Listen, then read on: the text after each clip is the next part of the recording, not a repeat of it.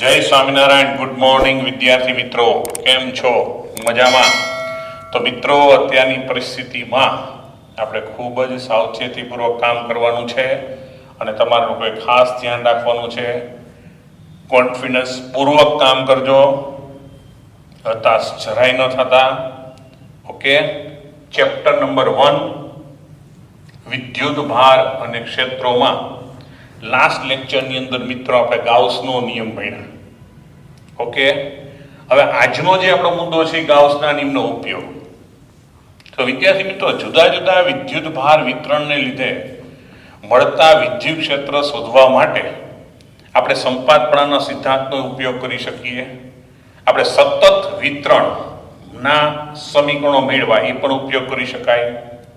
પણ ઘણી પરિસ્થિતિમાં એ સતત વિતરણમાં રહેલો સરવાળો કે સંકલન કરવું બરાબર યોગ્ય લાગતું નથી અથવા તો અનુકૂળ હોતું નથી.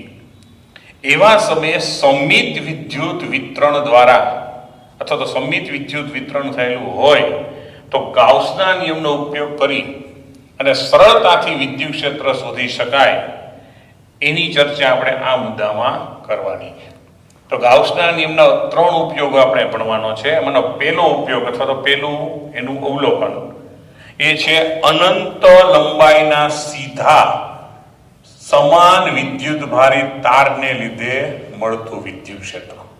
તો આપણે એની ચર્ચા કરીએ. બરાબર મિત્રો, 3 થી 4 માર્કમાં પૂછાય એવી થિયરી છે. એટલે વ્યવસ્થિત તૈયાર કરજો. ખાસ કરીને સમીકરણ તો ખાસ યાદ રાખજો. તો ધારો કે આપણે અનંત લંબાઈનો તાર આકૃતિમાં દર્શાવ્યા મુજબ આ અનંત લંબાઈનો તાર છે. આમ ડોટ ડોટ કરી નાખો અનંત. બરાબર, આમ ધન વિદ્યુત ભારિત છે. તો આ રેખા ઉપર વિતરણ છે એટલે શું થશે? અહીં તાર પરની રેખીય વીજભાર ઘનતા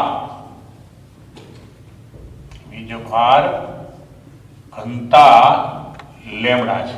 અથવા તેમ લખી શકો આકૃતિમાં લેમડા જેટલું રેખીય વીજભાર ઘનતા વાળો તાર દર્શાવેલો છે.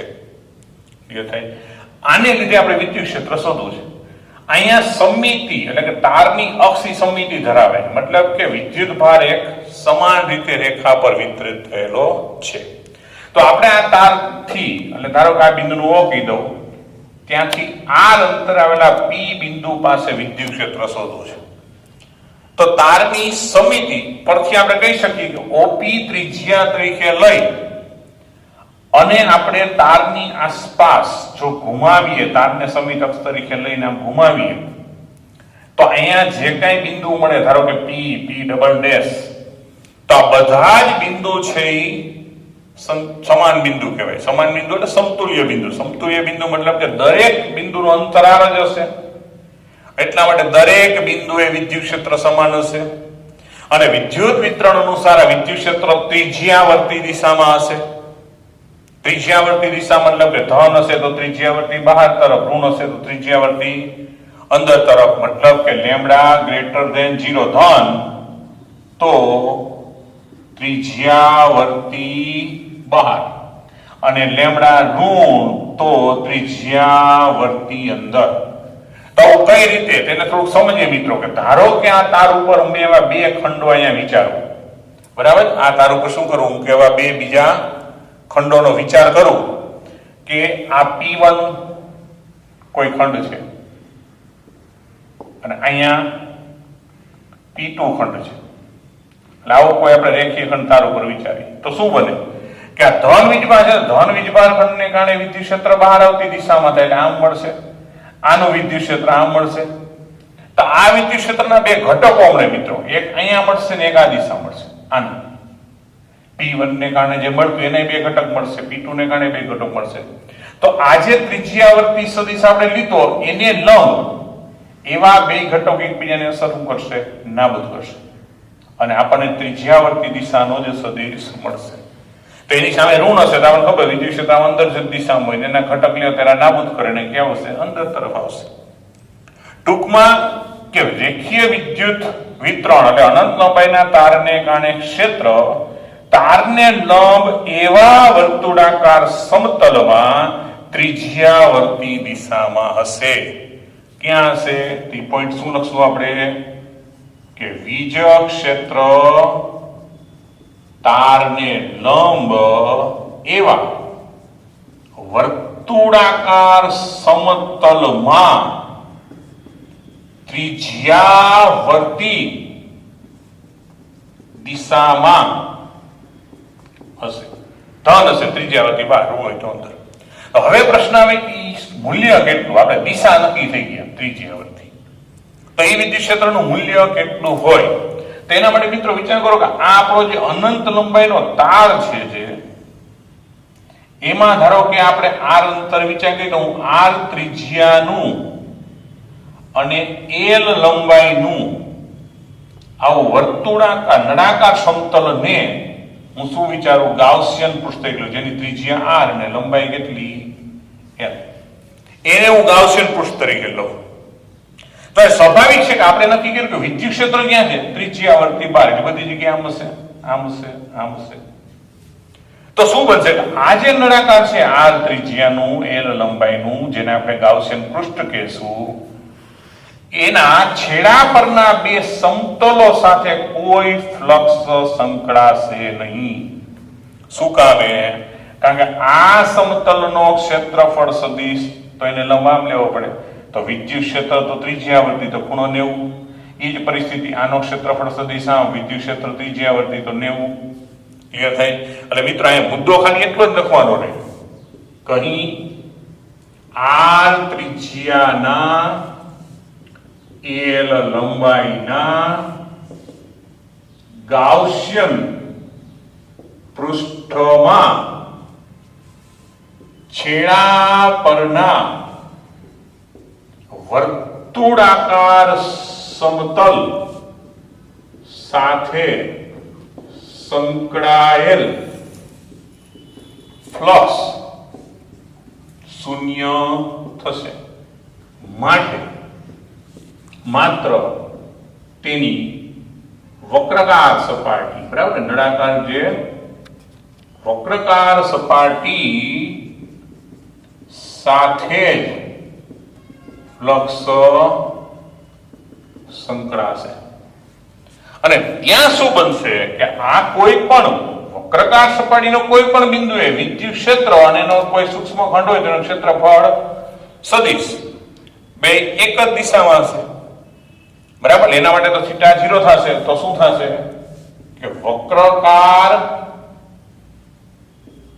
સપાટીના કોઈ પણ બિંદુએ વિદ્યુત ક્ષેત્ર જે તે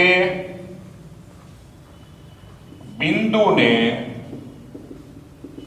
લંબ હશે અને માટે તમે એનું ફ્લક્સ ગણશો તો ઈ ફ્લક્સ બરાબર વિદ્યુત ક્ષેત્રનું મૂલ્ય તો બધી જગ્યાએ આર અંતરે સમાન, એટલે ઈ ઇન્ટુ વર્તુળાકાર સપાટીનું ક્ષેત્રફળ કેટલું હોય? 2πr.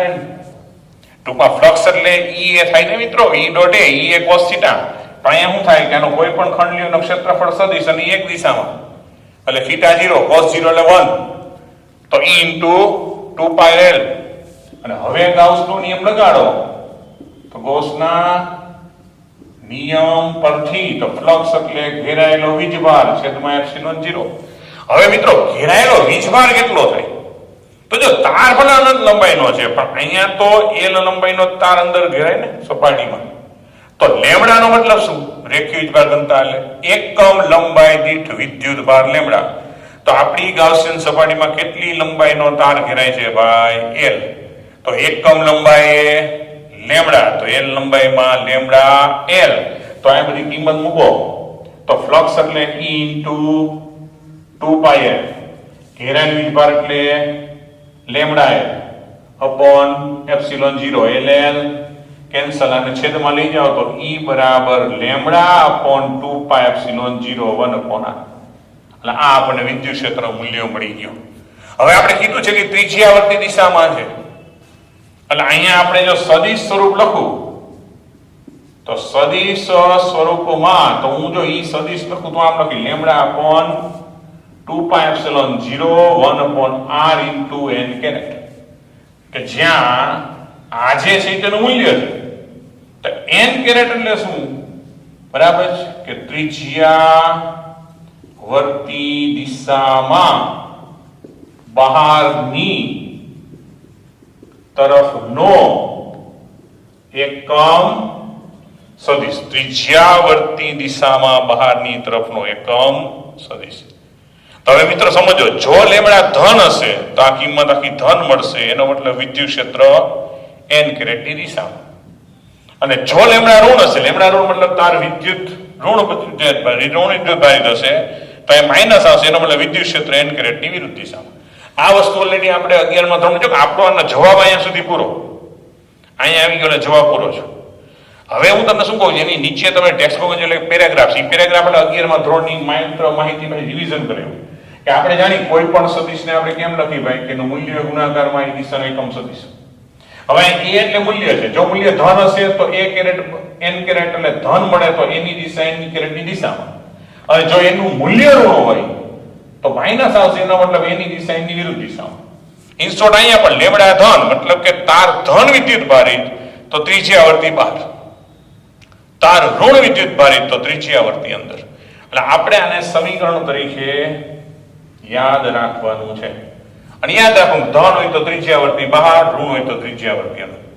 હવે તાર અનંત હોવાને કારણે બરાબર અહીંયા p ના સ્થાનનું કઈ બહુમાન, મતલબ કે p r અંતર અહીંયા લેવો કે અહીંયા લેવો કે અહીંયા લેવો, કારણ કે અનંત લંબાઈનો તાર છે એટલે છેડાઓથી p ના સ્થાનને સાથે કઈ બહુ સંબંધ છે નહીં.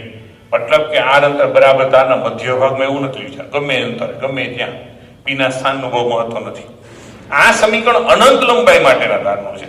પણ મિત્રો જ્યારે ખાલી લાંબો તાર એવો શબ્દો પ્રયોગ પણ રકમમાં કરે તો લાંબા તારમાં પણ તારના છેડાઓની સાપેક્ષ જો તમારું p તારના મધ્ય ભાગમાં આવેલું હોય, તારના મધ્ય ભાગથી આમ અંતર લઈને p લીધેલું હોય, સાવ છેડા પાસે ન હોય તો સમીકરણ તમને એપ્રોક્સિમેટ કિંમત તો આપે છે.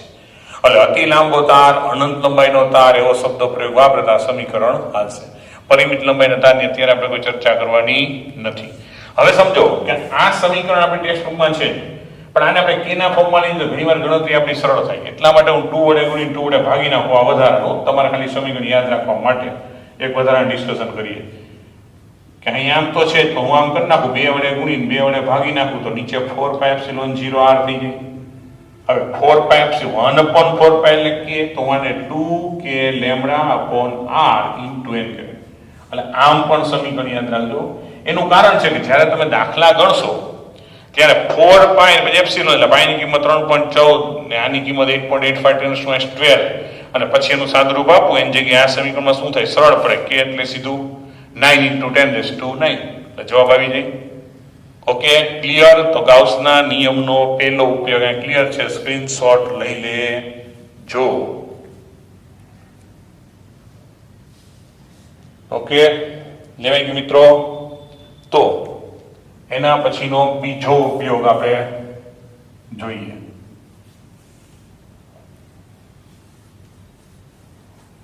બરાબર, નીચે અતિ લાંબા એટલે અનંત, એટલે અતિ મોટા અથવા તો અનંત સમાન વિદ્યુત ભારિત સમતલ, આ જેમ તાર હતો હવે અનંત વિદ્યુત ભારિત સમતલને લીધે વિદ્યુત ક્ષેત્ર.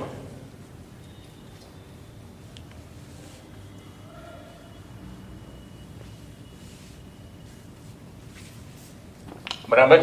તો આનો બીજો ઉપયોગ ગણો તો અનંત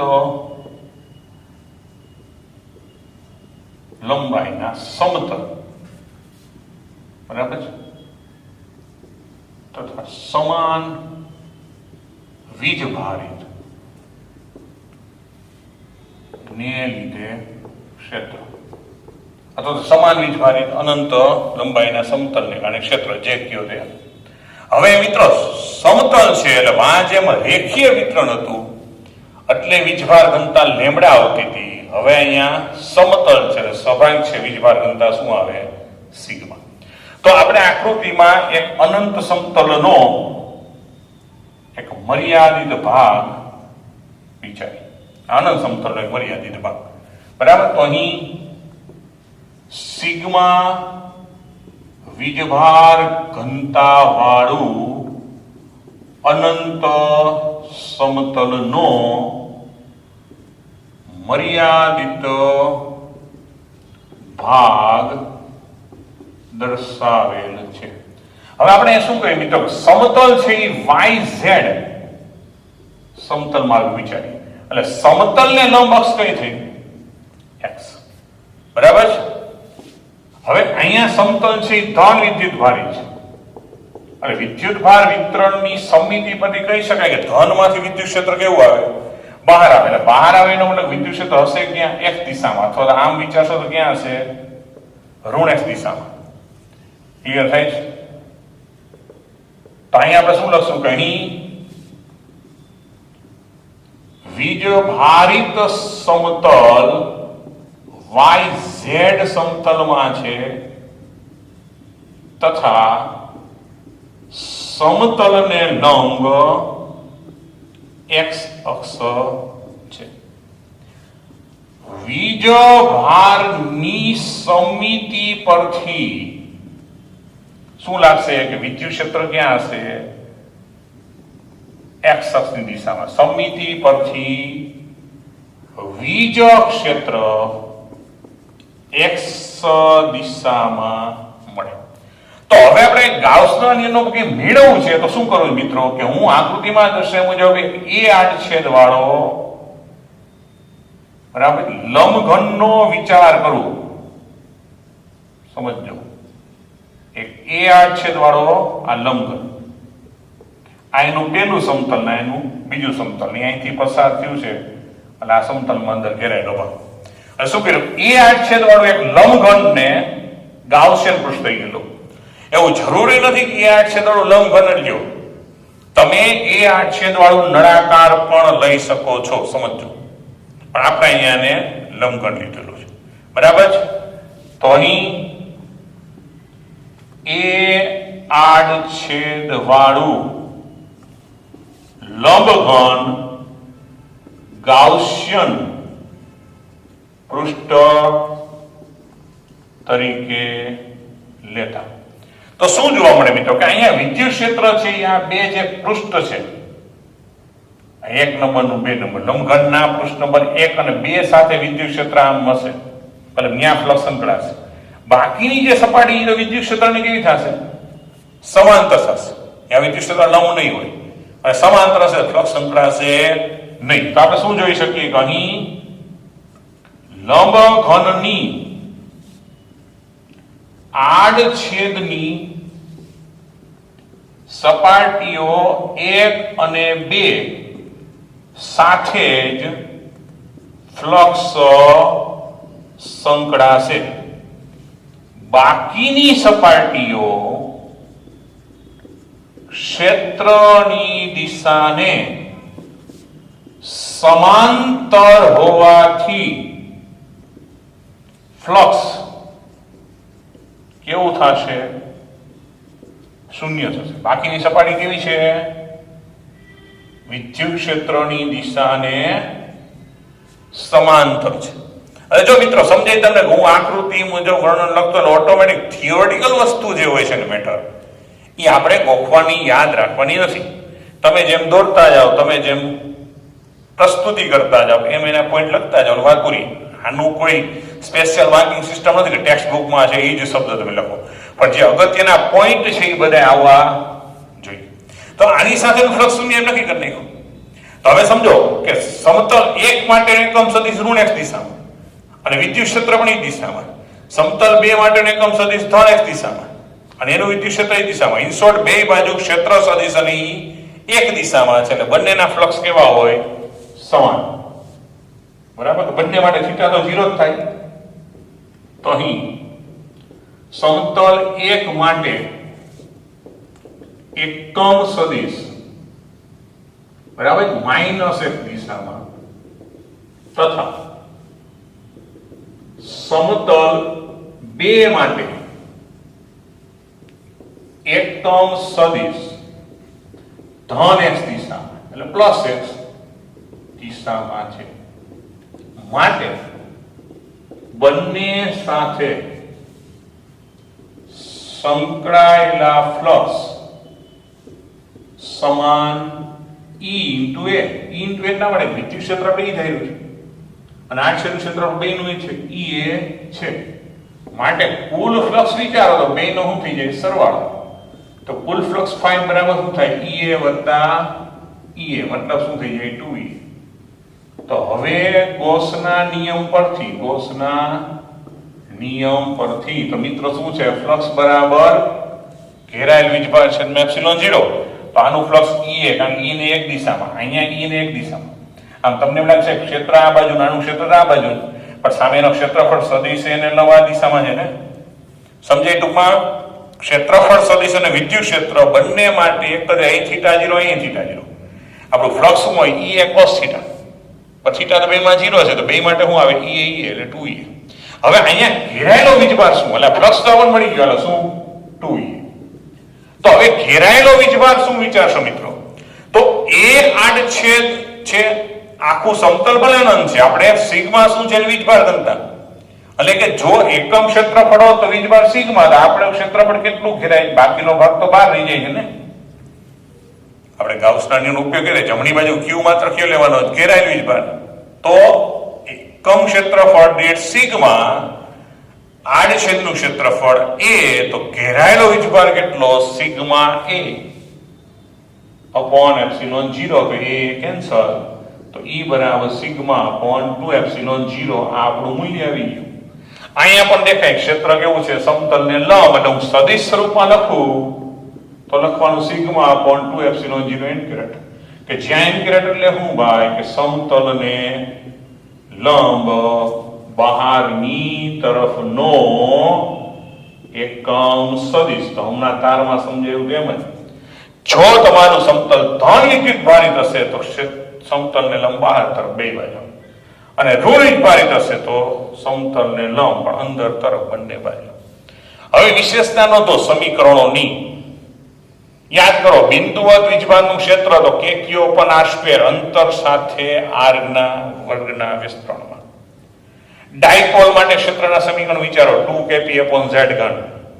અથવા 2kp upon y ઘન ટૂંકમાં ઇન શોર્ટ છેદમાં અંતરનો ઘન આવતો હતો એટલે ડાયપોલને લીધે વિષુવવૃત્તિ રેખા ઉપર કે સમતલ ઉપર કે અક્ષ ઉપર વિદ્યુત ક્ષેત્ર અંતર સાથે ઘનના વિસ્તરણો બદલાય બિંદુવત વીજભાર માટે r ના વર્ગના વિસ્તરણો બદલાય તારને લીધે હમણાં જ મેળવ્યું r ના વ્યસ્ત પ્રમાણમાં બદલાય સમતલમાં જો ક્યાંય r નથી એટલે અનંત સમતલ અથવા તો ખૂબ લાંબા સમતલ બરાબર છે એટલે ખૂબ મોટા સમતલ ને લીધે વિદ્યુત ક્ષેત્ર અંતર પર આધારિત નથી એમસીક્યુ માટે ખાસ નોંધ કરજો બરાબર અનંત સમતલને કારણે કોઈ પણ અંતર વિદ્યુત ક્ષેત્ર લગભગ કેવું હોય છે અચળ સમાન હોય છે તો આનંદ માટે છે પણ ખૂબ મોટા સમતલ હોય ત્યારે મધ્ય ભાગના કોઈ બિંદુ માટે છેડાઓની અસરને અવગણી શકાય તો આપણે એપ્રોક્સિમેટ કિંમત આનાથી મળે એટલે અતિ મોટો સમતલ ગણે કે અનંત સમતલ એવો શબ્દ આવે એટલે આપણા માટે વિદ્યુત ક્ષેત્ર આટલું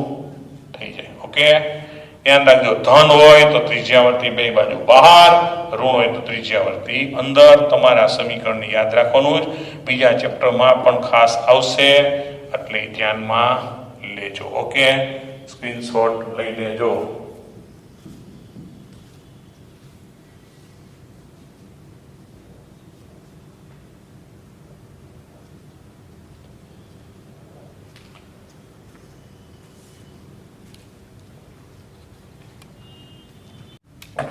વિદ્યાર્થી મિત્રો તો હવેનો જે બીજો મુદ્દો છે એટલે લાસ્ટ ઉપયોગ છે નેક્સ્ટ ઈ છે ગોળાકાર વિદ્યુત ભારિત કવચને લીધે વિદ્યુત ક્ષેત્ર એટલે કવચને કારણે વિદ્યુત ક્ષેત્ર કેટલું મળે બરાબર છે કવચ એટલે તમે સમજી શકો કે જેની સપાટી ઉપર માત્ર વિદ્યુત ભાર છે બરાબર અંદર કોઈ વિદ્યુત ભાર નથી એને શું કહેવાય ગોળાકાર કવચ તો હવે મુદ્દો એ થાય કે સમાન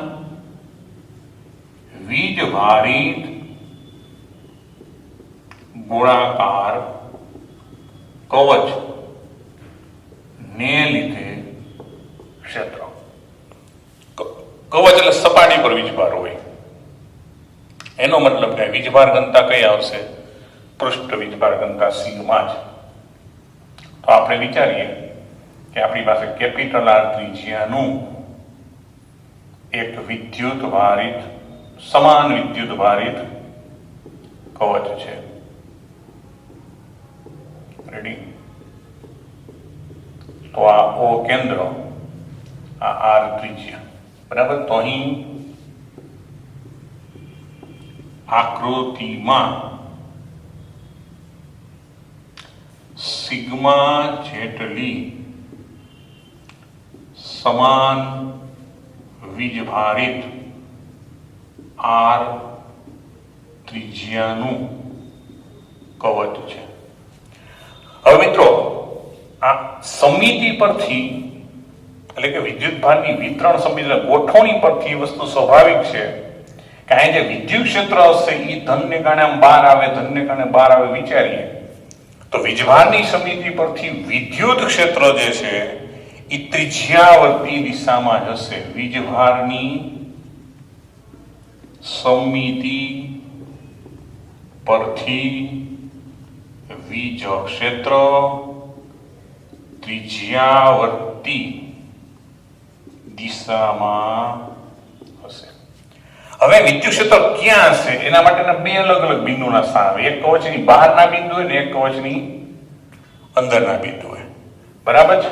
તો શું થાય કે અહીં વીજ ક્ષેત્ર બે બિંદુઓ કે જે કવચની બહાર તથા કવચની અંદર શોધીશું.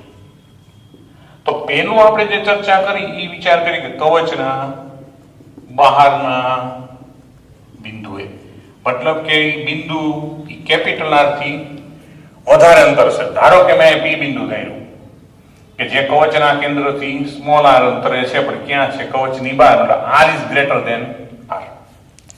તો હવે અહીંયા ગાઉસિયન પૃષ્ઠ તરીકે આપણે આ ઓપી એટલે કે આર ત્રિજ્યાનું ગોળાકાર કવચ ને જ ગાઉસિયન પૃષ્ઠ તરીકે લઈ. બરાબર? તો અહીં ગૌસિયન પૃષ્ઠ તરીકે આર ત્રિજ્યાનું ગોળાકાર કવચ લેતા, તો આર ત્રિજ્યાનો આપણે ગોળાકાર કવચ લઈએ તો આ ગોળાકાર સપાટીના કોઈ પણ બિંદુ એનો ક્ષેત્રફળ સદિશ ડેલ્ટા એસ ગણો અને એ બિંદુ વિદ્યુત ક્ષેત્ર ત્રિજ્યાવર્તી ગણો તો બે કેવા થાય? એક જ દિશામાં હશે. તો લેતા તેના કોઈ પણ સૂક્ષ્મ ખંડ ડેલ્ટા એસ પાસે વીજ ક્ષેત્ર ઈ તે પૃષ્ઠખંડને લંબ હશે. એટલે કોઈ પણ જગ્યાએ પૃષ્ઠખંડ લેશો તો વિદ્યુત ક્ષેત્ર ઈ પૃષ્ઠખંડને લંબ હશે.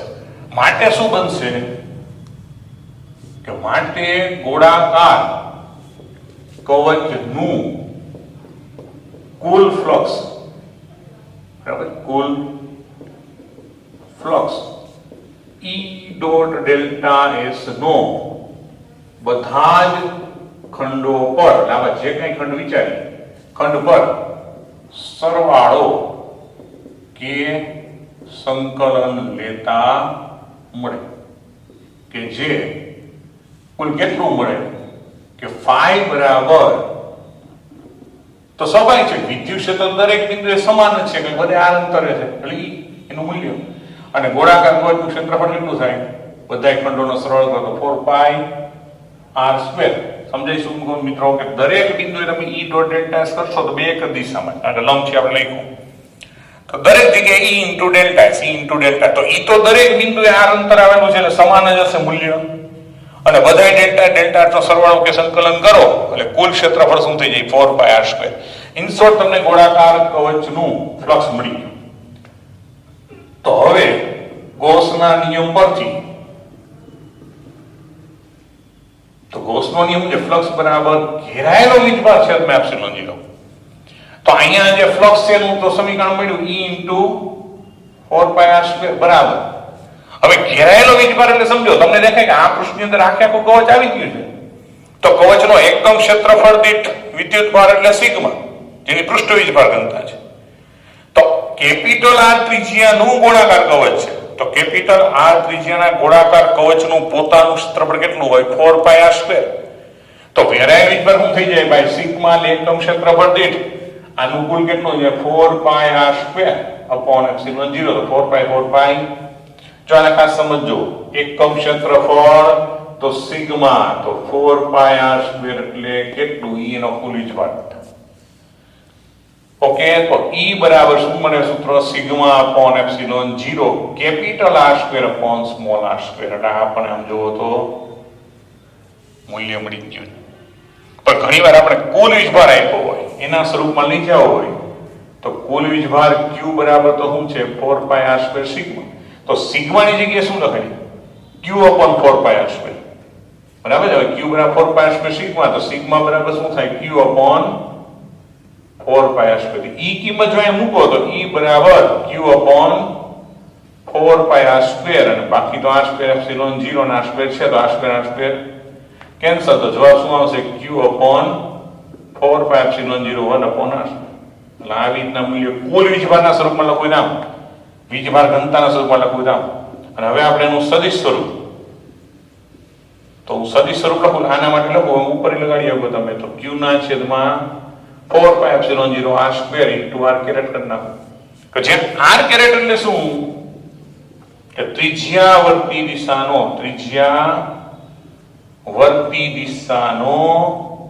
એકમ સદિશ. એટલે અહીંયા પણ એ વસ્તુ નક્કી છે કે ભાઈ જો ધન વીજભાર હશે ત્રિજ્યાવર્તી બહાર, ઋણ હશે તો ત્રિજ્યાવર્તી અંદર. હવે મિત્રો અહીંયા વસ્તુ ચેક કરો કે આપણે છેલ્લો જવાબ Q ના ફોર્મમાં મળી, ખરેખર તો જો 1/4π જો Q અપોન r². મતલબ યાદ કરો, બિંદુવત વીજભારનું વિદ્યુત ક્ષેત્ર જેવું મળતું તેવું જ મળ્યું. એટલે કે બહારના બિંદુએ મળતું વિદ્યુત ક્ષેત્ર જાણે કે હું કવચનો સમગ્ર વીજભાર જે Q છે, કુલ વીજભાર Q જેને આપણે મૂકીનો, એ બધાને ભેગો કરીને અહીં કેન્દ્ર ઉપર મૂકી દઉં તો r અંતરે મને જે મળે એવું જ મળ્યું. ટૂંકમાં કવચને કારણે બહારના બિંદુએ ક્ષેત્ર જાણે કે કવચનો સમગ્ર વીજભાર કેન્દ્ર પર કેન્દ્રિત થયેલો ગણી શકાય. એવું એટલા માટે કે આ સમગ્ર વીજભારને જો અહીં કેન્દ્ર પર મૂકી દઉં તો r અંતરે મને આવી રીતના વિદ્યુત ક્ષેત્ર મળે. સમજાય ને ભાઈ? ખાસ પોઈન્ટ શું કહું છું કે બહારના બિંદુએ ક્ષેત્રનું સમીકરણ તમારે બિંદુ દ્વિજભારનું સૂત્ર મગજમાં યાદ રાખો, હાલશે. સિગ્મા આપ્યું દામ તો આ સૂત્ર, કુલ વીજભાર આપ્યું દામ, ક્લિયર થાય છે. અને આ સૂત્ર બિંદુ વીજભાર જેવું છે, માટે આપણે પોઈન્ટ શું લખી શકીએ કે બહારના બિંદુએ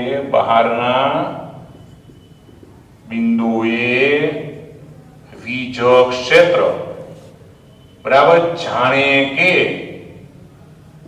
કવચ પરનો સમગ્ર વીજભાર કેન્દ્ર પર કેન્દ્રિત થયેલો ગણી શકાય. એટલે બહારના બિંદુ માટે કવચ પરનો સમગ્ર વીજભાર, એટલે 12મા બિંદુ વિદ્યુત ક્ષેત્ર જાણે કે કવચનો સમગ્ર વીજભાર કેન્દ્ર પર કેન્દ્રિત થયેલો હોય એમ ગણી શકાય, કારણ કે બિંદુ વીજભાર જેવું જ મળે. જોકે તો બહારના બિંદુની ચર્ચા આપણે અહીંયા પૂરી કરી. પહેલાનો સ્ક્રીનશોટ લઈ લ્યો, પછી અંદરના બિંદુનું તમને હું કહું. ઓકે, લેવાઈ ગયું? તો હવે મિત્રો અંદરના બિંદુ બરાબર ને, જે બહારનું બિંદુ છે ત્યાંથી હું તમને પાછો સમજાવી દઉં. બરાબર, જો કે તમને કવચનું પૂછે ને આખે આખું લખવાનું છે, એવું કોઈ નથી કે બહારનું પૂછશે કે અંદરનું. બરાબર છે, અંદરના બિંદુની ચર્ચામાં કઈ છે જ નહીં જાજુ. હવે જે કઈ છે અગત્યનું આ છે. તો અંદરના બિંદુ માટે આકૃતિ આપણે અંદરના બિંદુની અલગ દોરીએ.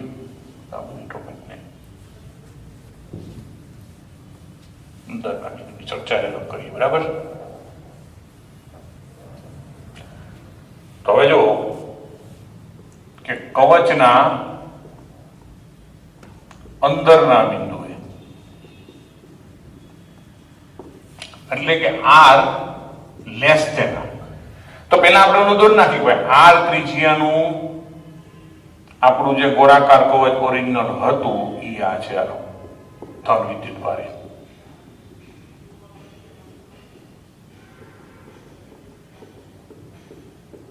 ઓકે, આ એનું કેન્દ્ર, આ આર. હવે આપણો હેતુ છે કે અંદરના કોઈ બિંદુએ r is less than capital R, તો અંદરના કોઈ બિંદુએ ક્ષેત્ર શોધવું છે. તો અહીંયા ગાઉસિયન પૃષ્ઠ એવું વિચારવાનું આર ત્રિજ્યાનું જ કે જેને કારણે બિંદુની સપાટી પર આવે. તો અહીં કેન્દ્રથી આર કે જ્યાં r is less than R અંતરે બિંદુ પી પાસે વીજ ક્ષેત્ર શોધવા આર ત્રિજ્યાનું ગાઉસિયન પૃષ્ઠ લેતા. તો અહીંયા પણ ફ્લક્સોની જેમ જ અહીં પણ ફ્લક્સ ફાઈ બરાબર શું મળશે કે E અપોન E ઇન્ટુ 4 પાય સ્ક્વેર. વિદ્યુત ક્ષેત્ર સમાન ને 4 પાય સ્ક્વેર વિચાર લેવા. ફ્લક્સ ત્રિજ્યાવર્તી વિચાર લાંબ જ હશે. પણ હવે તારે જ્યારે ગાઉસનો નિયમ લગાડશો તો ગૌસના નિયમ પરથી તો ફ્લક્સ એટલે તો શું ભાઈ, ઘેરાયેલું વીજભાર છે એપ્સિલોન 0. પણ અહીં ઘેરાયેલો વીજભાર કેટલો ભાઈ મિત્રો, આ ખાસ વિચારજો, 0 છે. શું? કારણ કે તમે જે ગાઉસિયન પૃષ્ઠ વિચાર્યું એ પૃષ્ઠની અંદર કોઈ વીજભાર દેખાતો નથી. સમગ્ર વીજભાર ક્યાં વહી ગયો છે ભાઈ? બહાર. આપણે તો શું છે, ગાઉસિયનમાં ઘેરાયેલો વીજભાર, તો આખું પૃષ્ઠ બહાર રહી ગયું. એટલે ઘેરાયેલ વીજભાર શૂન્ય. તો હવે તમે કિંમત મોકલો, ફ્લક્સ એટલે E ઇન્ટુ 4 પાય સ્ક્વેર લોજિકલી આપણે લખી, પણ ઘેરાયેલ વીજભાર તો શૂન્ય. આખું પદ છેદમાં શૂન્યના છેદમાં જગતની ગમે એ સંખ્યા માટે જવાબ શું આવે? 0. અને એનો મતલબ સમજો, આમ કવચના અંદરના ભાગમાં, આમ કવચના અંદરના કોઈ પણ બિંદુએ વીજ ક્ષેત્ર E બરાબર 0 થાય. તો મિત્રો આ કઈ નવીન ન હોવું જોઈએ. આમ જુઓ તો તમે જયારે ગુરુત્વાકર્ષણ ભણ્યા ત્યારે પણ વિસ્તૃત પદાર્થની નોંધમાં આપણી વસ્તુ નોંધ કરી છે, બરાબર? કે કોઈ દળ ભારિત કવચ હોય તો અંદરના કોઈ બિંદુએ ગુરુત્વાકર્ષણ બળ શૂન્ય હોય, જો તમને યાદ હોય તો અંદરના કોઈ પણ બિંદુ, કેન્દ્ર ગણો કે ગમે નહીં, વિદ્યુત ક્ષેત્ર શું થાય? શૂન્ય જ થાય. એનો મતલબ બહારના બિંદુએ કે કયો પણ આ સ્ક્વેર એટલે અંતરના વર્ગના વિસ્મણમાં ઘટે, અંદર શૂન્ય હોય. એટલે કવચમાં શું બનશે મિત્રો? અહીંયા શૂન્ય હોય, 0 0 0 0. અહીંયા મહત્તમ હોય સપાટી પર, અને પછી બહાર પાછું શું થાય? ઘટવા લાગે. બરાબર? ખાસ ધ્યાન, કવચના અંદરના બિંદુએ ક્ષેત્ર શૂન્ય, બહારના બિંદુએ કે કયો પણ આર સ્ક્વેર. જો તમારે બરાબર સપાટી પર ગોતવાની વાત આવે તો ઓલું બહારનું સમીકરણમાં સ્મોલ આર જગ્યાએ કેપિટલ આર મૂકી દેવાનું, એટલે એક નોંધ વધારાની કરી નાખી. તો કવચની સપાટી પર વીજ ક્ષેત્ર જો તમે ગણો તો એ લખાય Q અપોન 4 પાય એપ્સિલોન 0 1 પણ કેપિટલ, મતલબ કવચની જ ત્રિજ્યા મૂકી દેવાનું. એટલે આનો MCQ સમજો, અંદર શૂન્ય, કવચને કારણે મહત્તમ પૂછે તો ક્યાં આવશે? સપાટી ઉપર. ક્યાં આવશે? કવચની સપાટી ઉપર. અને પછી બહારના વિસ્તારમાં 1 અપોન r સ્ક્વેર મુજબ ઘટશે, અંદરના વિસ્તારમાં શૂન્ય હશે. ઓકે, તો મિત્રો આ સાથે આ ચેપ્ટરનો થિયોરેટિકલ પોર્શન આપણા માટે પૂર્ણ. બરાબર? જૂના સિલેબસમાં ગોળો આવતો હતી, પણ હવે અત્યારે એનસીઆરટીના નવા સિલેબસમાં નથી, એટલે આપણે કોઈ ચર્ચા કરવાનો પ્રશ્ન રહેતો નથી. એટલે થિયોરેટિકલ આપણું પહેલું ચેપ્ટર અહીંયા પૂરું થાય છે. વ્યવસ્થિત તૈયાર કરી લેજો. ઉદાહરણની માત્ર એક જ બાકી છે, હમણાં તમને ગણાવું છું. ઓકે, આનો સ્ક્રીનશોટ લઈ લેજો.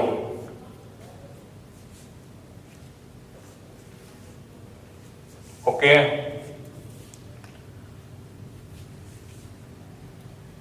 તો મિત્રો હવે આપણે જે જોઈએ, બરાબર, આ ચેપ્ટરનું છેલ્લું ઉદાહરણ.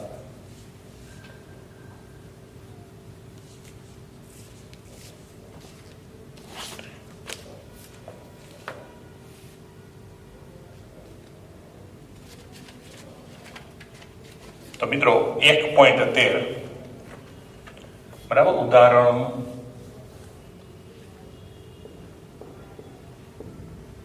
1.13.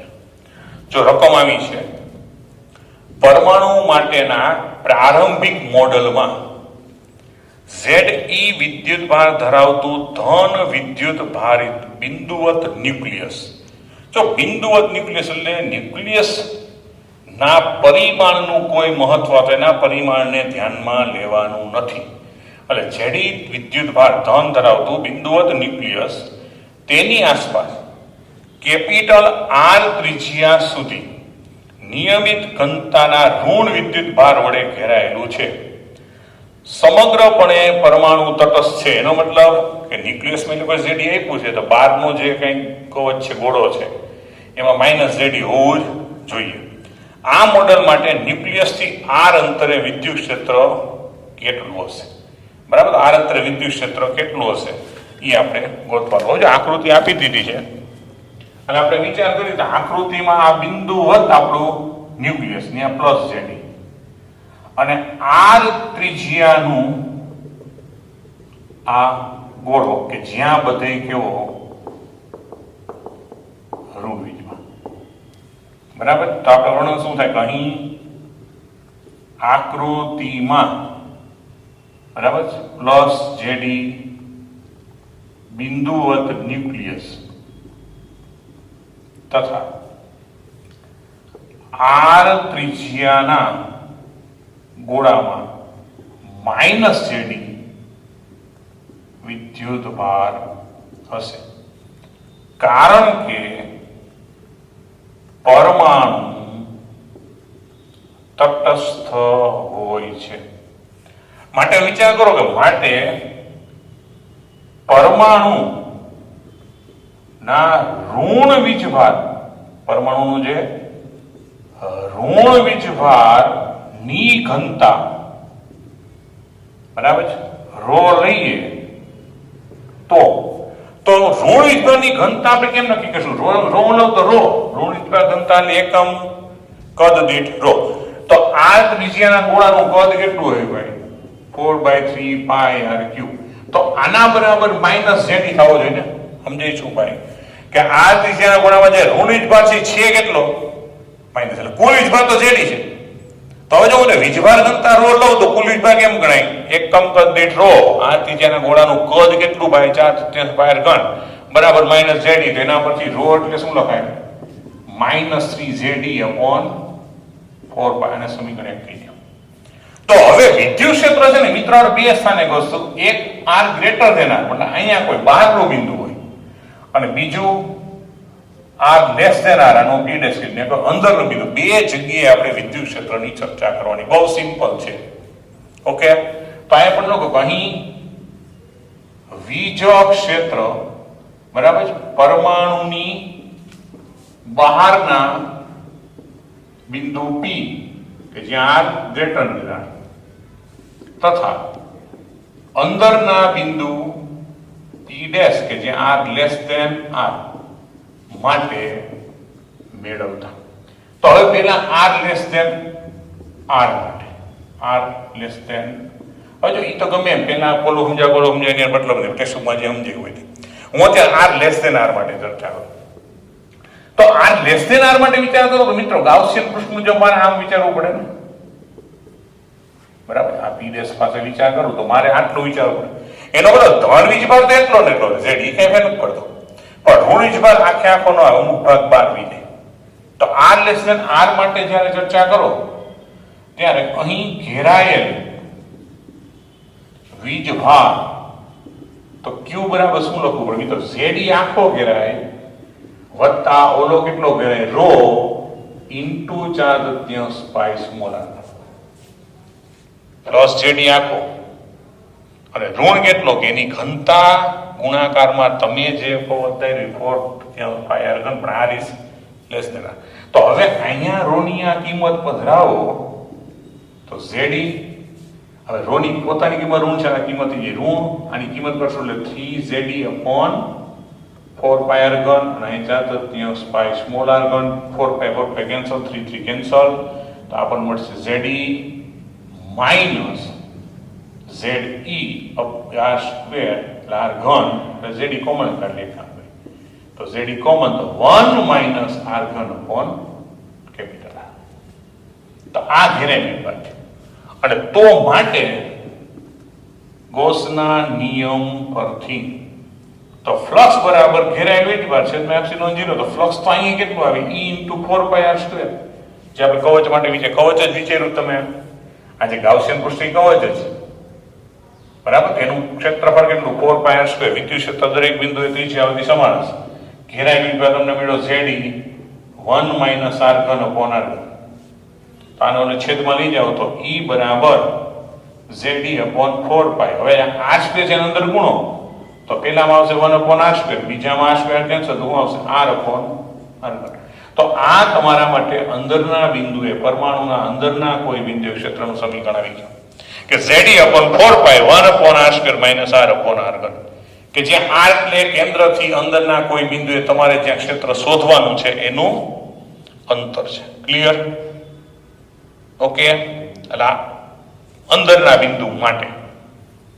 હવે બહારના બિંદુની ચર્ચા કરવી છે. હવે મિત્રો બહારના બિંદુ માટે ક્લિયર છે કે હું અહીંથી એમ ગાઉસિયન પૃષ્ઠ વિચારું બરાબર આપો બહાર. તો ઘેરાયેલો વિભાગ શું થાય? ખાલી બહુ સિમ્પલ જ જવાબ તમે એમ ના સમજો. ઘેરાયેલો વિભાગ તો પરમાણુ આખું ઘેરાઈ ગયું, તો આખું પરમાણુ તો કેવું હોય તટસ્થ હોય. તો ઘેરાયેલો વિભાગ શું થાય? શૂન્ય. તો માટે કુલ વિદ્યુત ક્ષેત્ર શું થશે? શૂન્ય થશે. બરાબર છે. ઓકે, આપણે ચર્ચા કરી થોડું ઘણું લખશું પણ પહેલા આનો સ્ક્રીનશોટ લઈ લો. રેડી? તો જો હવે અંદરના બિંદુ માટેની આપણે વાત કરીએ, આટલા ભાગની મળી કાઢો કે આ સોરી બહારના અંદરની તો છે બરાબર. હવે બહારના બિંદુની વાત કરશું તો શું થશે કે બહારના બિંદુ માટે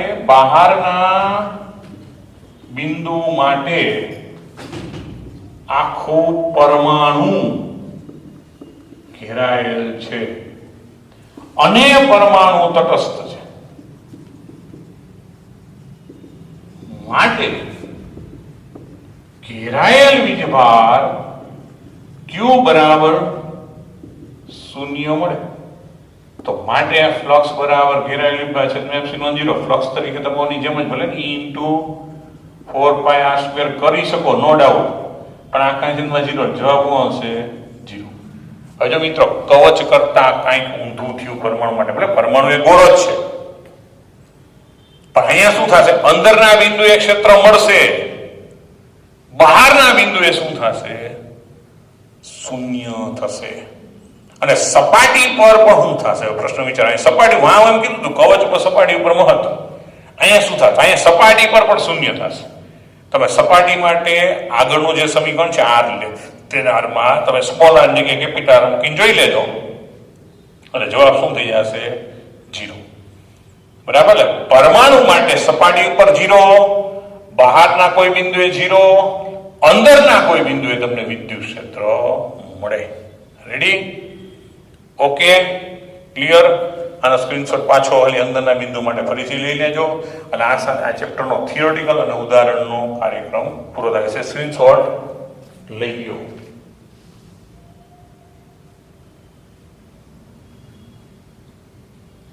ઓકે, લેવાઈ ગયું? તો મિત્રો આ સાથે આપણે આજનો લેક્ચર પૂરો કરી બધાને જય સ્વામિનારાયણ. પેલું ચેપ્ટર પૂરું થયું. યાદ રાખજો નેક્સ્ટ લેક્ચરની અંદર આપણે એના સ્વાધ્યાયના દાખલા શરૂ કરવાના છીએ. તો ખાસ વિદ્યાર્થી મિત્રો આ ચેપ્ટરમાં આવેલા દરેક સમીકરણો બરાબર જે કાંઈ સદિશ સ્વરૂપમાં છે એની દિશાઓ એ પાછું એકવાર રિવિઝન કરી લેજો. જો કે ઉદાહરણના દાખલા ગણ્યા છે બધામાં રિવિઝન થતું જ આવ્યું છે, છતાંય સ્વાધ્યાય દાખલા શરૂ કરતા પહેલા ફરી એકવાર દરેક સમીકરણો જે કાંઈ સદિશ સમીકરણની દિશા કેમ નક્કી થાય છે એ તૈયાર કરી લેજો. તો સ્વાધ્યાયના દાખલાઓ સમજવામાં બહુ મજા આવશે. આજનો લેક્ચર પૂરો. બધાને જય સ્વામિનારાયણ.